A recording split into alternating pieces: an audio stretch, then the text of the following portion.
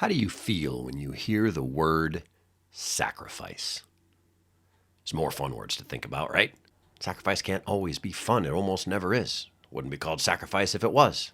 German aviation pioneer Otto Lilienthal in the late 1800s was famous for a quote, "Sacrifices must be made." It's on his tombstone because he died shortly thereafter in an experimental glider crash. Sacrifices must be made, but they don't always end in success. Success, however, never comes without sacrifice. This episode is more of a drama than a comedy. We start philosophical and ponderous. The episode builds and builds emotion and declarations of passionate truth. I think you're really going to enjoy it. I make a statement to conclude this episode. I'm going to tease it right now. Don't give up. Give. But there's a long way between here and there. I think some of my best work yet. I'm Matthew East, taking you off topic right now.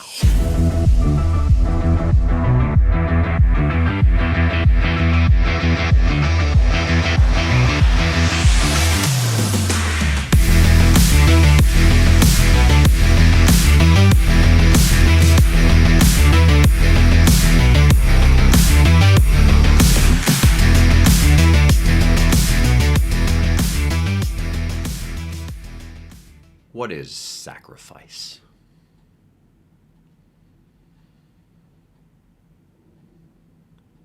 If you had to spit a definition out, what would it be? Is it doing something you don't want to do? Is it bigger than that? Is it doing something hard that you don't want to do or that you wouldn't otherwise do, except for what? Duty?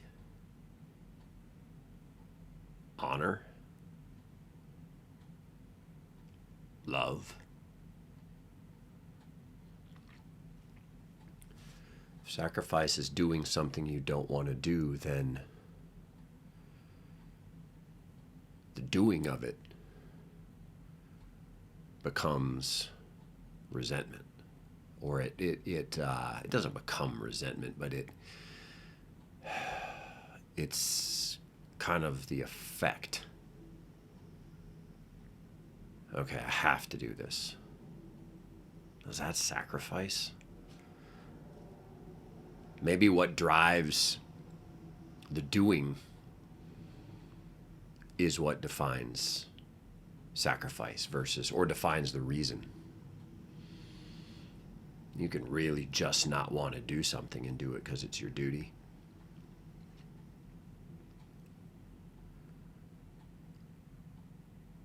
You get into honor and love, and then it turns into something where the thing that you don't want to do for yourself, you want to do for a bigger reason. Your country, perhaps, or your beloved. Is sacrifice healthy? Fuck, man, it's necessary. It's constantly necessary, is it not? I remember, this is fun. Didn't plan on this. I remember when my son was like, I don't know, days old. Could have been a month, could have been 2 days. I don't remember. But, well, no, it had to be more than a month or so because he was sitting in a high chair. He was no longer this tiny little breathing heartbeat. He was a tiny little baby boy. He was in his high chair, and I had sat down for the meal. I think it was a lunch. And he pushed whatever was on his high chair off, and there was liquid and solid, and it was a spill, and it was a mess. When I got up to help the cleanup, I had this epiphany, and it was, you will never This is this will never, you will never sit through another meal without interruption again. You will never live for yourself again so long as this tiny person is your number one priority. And you know what? I was fucking right, man. My son and my daughter came very quickly after. Are the single most motivating beings in the world as far as me and sacrifice. There's nothing I wouldn't do. It's ironic. There's things they think I should do, and and that I don't, but that I'm doing out of love or out of judgment for a different reason that feels maybe to them or to maybe even to somebody on the outside looking in, like, oh, I should be doing more. But I remember that day with the high chair. I remember the decision. It wasn't a decision. It was an obligation at that point to get up and not enjoy my warm, fresh plate of food so that this other person could be cared for. Sacrifice is, it can't be obligatory. It can't be, you can't have to do it. I mean, there's all kinds of different, there's self-sacrifice, and there's ritualistic sacrifice, for crying out loud. There's a sacrifice fly in baseball. The batter doesn't want to be out, but if he hits the ball far enough, and the runner tags up and scores from third base, sacrifice fly moves the runner, or from second. Yeah. Anyway, we won't get into baseball rules, but you did want to do that though. You got out, which you don't want to do, but you did it, and a run scored, and so it became positive for you. If sacrifice doesn't generate positivity inside you, you probably shouldn't be doing it, Earthlings. Hey, I'm Matthew East, by the way, and we're off topic. This is either going to be the next episode that I'm going to publish here in 6 days,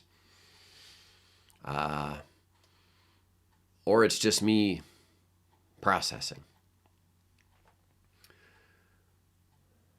You learn about sacrifice as you mature, I think. We're all born quite selfish.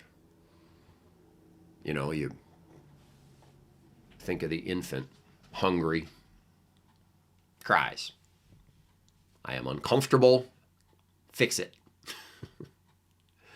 And you just continue to need and receive, assuming you have good parents. I was, badass dad.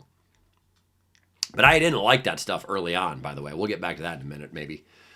But you do. You're born selfish, and you learn the value of sacrifice. So if you're learning it, if we, as people of Earth, as human beings on this planet, have to learn sacrifice, how do we do that? Ideally, I think you learn by looking at the example set for you. So hopefully, at some point, the young children that see you giving and giving and giving, but they don't know any better, so they don't appreciate it. Ultimately, maybe they start to appreciate the things that you do. Mine have. Love those too. But you have to figure out that it's important, or that it's better than selfishness or narcissism or whatever other conflicting, motivating feelings can be in there. Sacrifice isn't a feeling; it's an action. You learn it, and you meet people that you fall in love with over time. And I remember the first few girlfriends I had, the first couple in particular were very needy. And to me, I was a college kid. I didn't really date in high school. I just had crushes that I didn't know how to figure out. And I did stupid shit like write notes and hide behind trees and hope for phone calls. And oh my God, the good old days. I did love high school. But I dated in college, and the first couple immature girlfriends that I had, I loved being needed. Remember that? Felt good. And then you realize that when you're when the girl's the needy one in my case, and I'm the provider, I'm the giver. When you're giving and not getting back because it's a one-way flow, you do get tapped out. You run out. You get tired. It takes a while too, because the good feeling is good, and until it isn't. Sacrifice in that way is a figuring out of, well, what is it to give too much? Eventually, you find healthy people in the world, and you bond with them, whether it be friendship or romance or anything else, and you find a balance. You find your closest bonds come when there's a balance. And the balance has to be equal, not only acted out well, but it's got to be motivated well. It's all this chemistry that has to all well, balance. It has to counteract the opposing urges, and I had a counselor one time described marriage as a giving contest. The idea that if it's all about what I'm not receiving or what I don't like, then that's just going to spin this thing in the wrong direction. But if somebody can say, I'm going to give, and then the other person's like, well, that felt pretty good. And then that person's like, well, I'm going to give, and that felt pretty good. And all of a sudden, the circle starts spinning in the other direction. I'm really proud of what I just did with my fingers, those of you watching on YouTube. Changing the momentum. It's an episode in this podcast history on momentum. Actually, I think it's in Odd Man In, the old 2022 episodes there, just talking about how it's hard to get going. But once something is going, it's actually pretty hard to stop as well. That's what this is. It's like sacrifice is mutually beneficial to the point that it almost becomes fun. You're not even thinking about what you're giving because of what you're getting. Like right there with it. And the spinning is what love looks like. I don't know if that's a little poetic, possibly not true. The spinning is what peace, contentment, comfort, content.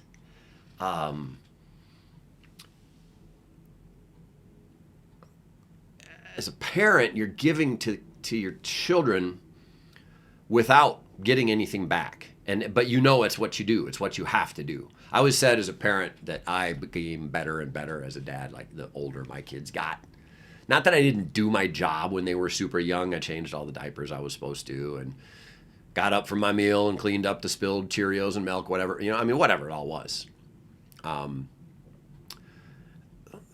Kid breaks something, whatever. And you give and you give, and then there's the lack of appreciation of the young child, and then it turns into something different as they get older, and the exasperation, the endurance is rewarded with appreciation, gratitude, and even some giving back, and I'm living the dream right now. I just talked in the last episode about my kids being up to hang out with me up here, and we're interacting as adults. It's fucking awesome, man.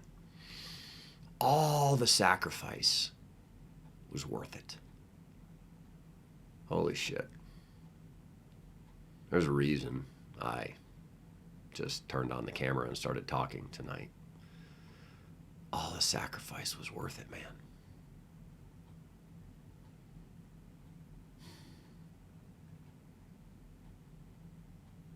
Well, the sacrifice, the endurance, I guess, is what's worth it. The tenacity.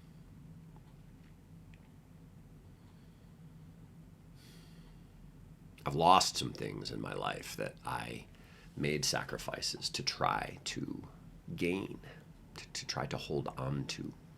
I've lost the fights, lost my marriage. That isn't because I was perfectly sacrificial. It's largely because I was not. I will speak only of my side. But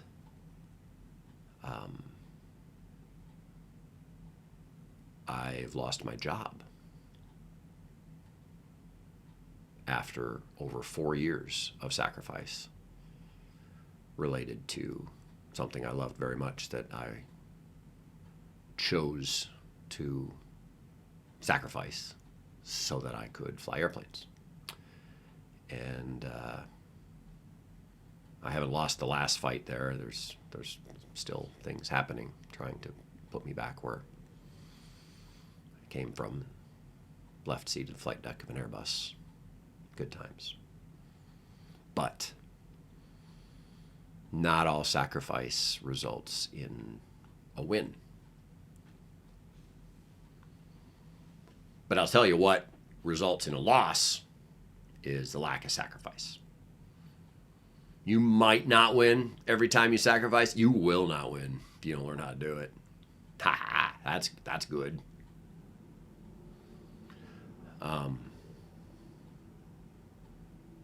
It's essential in life. Whenever the people that figure it out the earliest are the most successful people. It's ironic. The people that give the most of their time, their energy, their even their talents, the ones that would do it for free, find the most success being justly compensated and paid back. You pay it. This term was invented a while ago. You've all heard it, pay it forward. You know, somebody does something nice for you, then go do something nice for somebody else. What goes around comes around. Blah, blah, blah. It's all cliche, but real. If you're a selfish asshole and you think that is the best way to hold on to the best stuff and to be the happiest, you're going to get selfish asshole treatment back, and it's going to fuck you over. If you're a giver, if you put yourself secondary, you're going to find happiness. Some of it's going to be material, but most of it, and what matters most is what you find in your heart. Can sacrifice be abused? There's a path. What if the best intentioned sacrificial person is blind to the fact, or if not blind to it, just deprioritizes the fact that the gratitude isn't there? We learn as parents that the gratitude will come. Oops, knocked the mic there. We learn as parents that the gratitude will come if we persevere. But what if it doesn't come? What if real life, which is much harsher, the further you get outside your circle, you know, where you build your reality, the more variables there are that can run you off the rails.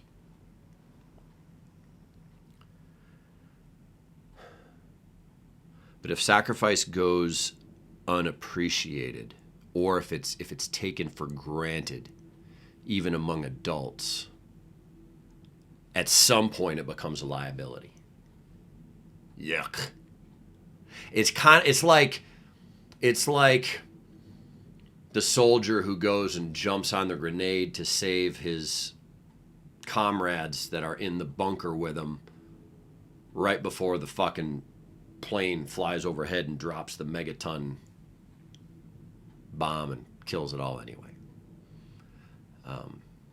Was the sacrifice well intentioned? Was Was it noble? Was it heroic? Yeah, did it matter? They gone.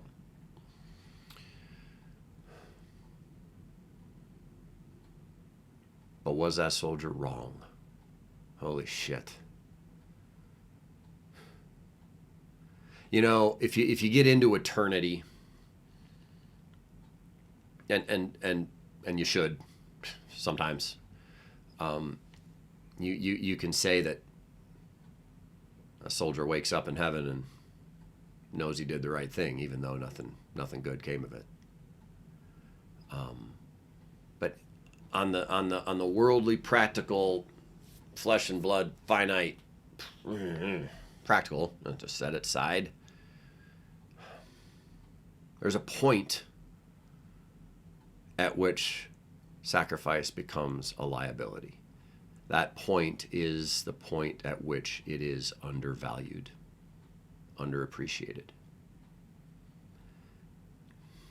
The question is, where do you draw the line? Because the biggest wins, Earthlings, the biggest wins, the best the world has to offer comes from the greatest of sacrifices and the most tenacious of endurance. The persistence, the belief in the cause, whatever that cause is. The best of the best comes to those who give the most, who risk the most, who lay the most on the line. Sacrifice is everything. And never, even futile sacrifice is worth it. Because guess what? You get to go to bed knowing. Earthlings, guess what the sacrificial man or woman gets to feel. Hey, I did the right thing. Whatever happens, I know I did the right thing. I know I'm right.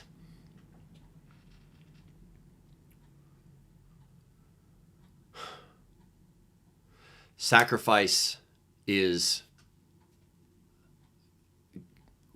when it's for love or honor,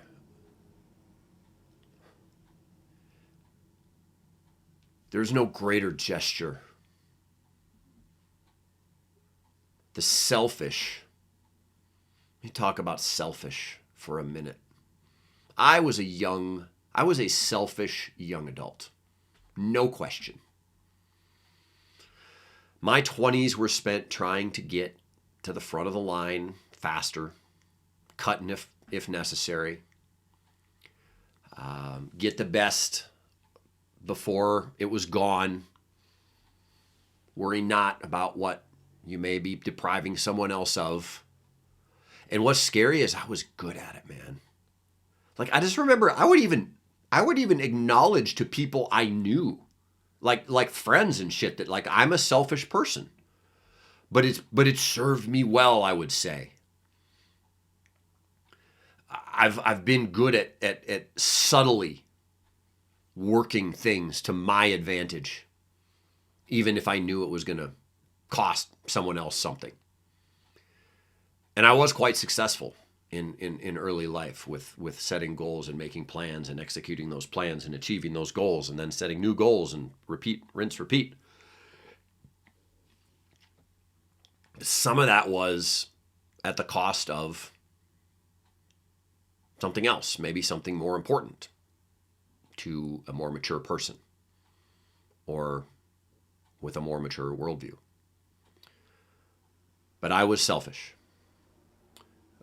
It led to success right up until it didn't. Broke up with every girlfriend I ever had until Christy. And when I was losing her, I just remember thinking, make plan, execute plan, achieve goal, fix this. And I learned at some point that it was unfixable, and I got my heart broken for the very first time. I'd like to say it changed the way I dealt with future girlfriends and relationships, and it eventually did. I mean, maybe it even immediately did. Actually, I've never really thought about that. Did it really change? I was more sensitive. It's not that I didn't continue to fuck things up, but I did change from that. I did learn something. The point is, you learn the lessons that go against your natural tendencies in the tiniest increments, and you got to learn them over and over and over again. But I am at a point in my life now where I understand sacrifice. I believe in it, and I love it. There are things in my life right now, and I mean across the spectrum: jobs, relationships, goals, dreams. There are things that I am giving everything I have toward, and have been for quite some time, and I just don't know any other way. And I think that's a good thing. This isn't Pat Matthew East on the back day. As I sit here, I didn't plan on this conclusion. But I did just get as emotional as I'm going to get in this episode when I landed on the idea that the belief in the value and the valor and the honor in sacrifice will not leave me. I will not release it. There are things that I want from my life that are against all odds. And I love that. I fucking love it, man. I love big dreams. I love lofty goals. I love belief in the impossible. But to do that, Earthlings, you gotta fucking love sacrifice. You gotta want it. You gotta rejoice in the pain, man. And you gotta be relentless. You gotta be tireless.